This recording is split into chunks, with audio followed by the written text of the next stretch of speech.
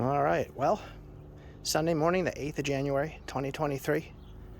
Here's my beautiful OBS that unfortunately has been giving me lots and lots of heartache over the last several months, actually. Just one little thing after another, and some big things after another. And the biggest problem lately was I got no high pressure oil when I was going down the road, so I put a nice new diesel site billet adrenaline oil pump in there. Isn't it gorgeous? What a gorgeous, gorgeous part. And the fuel system is giving me issues. I put in a Marty's OBS E-fuel kit. So that's the regulator with the gauge on it, you know. I took the opportunity to get a Banks Technicooler intercooler, which is nice. I wanted to extend the life of the engine a little more, you know. When I put in the high pressure oil pump yesterday, I put in some new high pressure oil lines, and they're gorgeous as well. Nice new, no leaks. Got rid of all the old O-rings on the plugs and the oil rails, so those aren't leaking anymore. Nice clean valley. You know, no oil, no puddles of oil and fuel, and boy, those were the bad old days, you know. New pedestal O-rings. That's all done. I bought the diesel site reservoir adapter. So now I have a filter.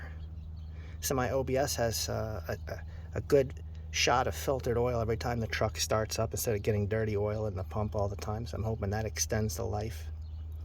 And then the last issue I had, I took this thing for a test drive yesterday, and it ran better than it ever ran before. All the things I did to it, the new top end engine wiring harness, the new IDM, the new PCM, the new sensors, everything that I didn't mention, finally working together in unison. Lots of power, just running so smooth, beautiful idle. But still, I get back in the driveway after about an hour or so, and there's this other issue that's been nagging me every now and then. I'll get a terrible miss, and it sounds like I'm only running on half of my engine. Well, that's actually the case. You know, I had the opportunity yesterday to get home and get and do some wiggling and some wiring harnesses.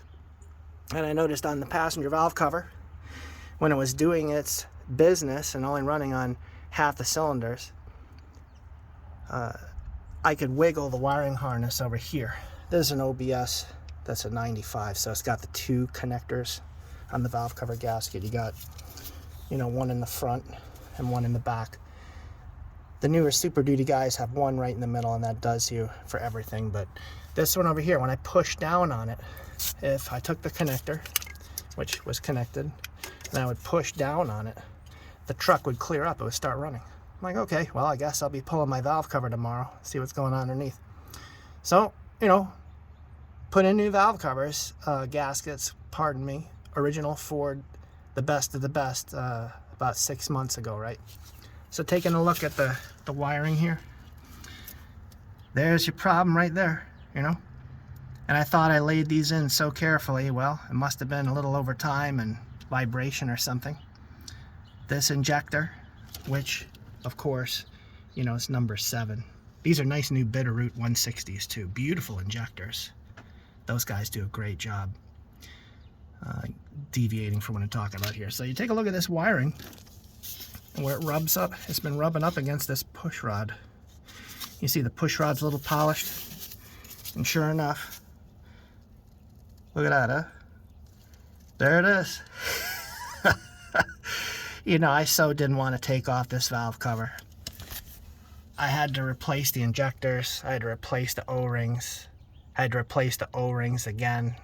When I pulled them to do the O-rings again, I noticed that the cups are cracked on some of them and starting to leak, so I had to do those, and I put in riff-raffs, billet stainless steel ones, and re-O-ring the injectors. But, you know, doing this over and over again, I'm like, boy, I tell you what, I'd rather sell the truck than pull this valve cover off. But, you know, once I got over myself and I pulled out the couple of bolts, it only took like, you know, 15 minutes or so, and get various and sundry parts out of the way. Here's the reward. There it is. So I'm going to reposition this, get it the hell away from that push rod, and I'm going to take a look at the other ones too and make sure I'm not rinsing and repeating on all these, you know. Just want to make sure. It's okay. Just figure I'd try and help a brother out there.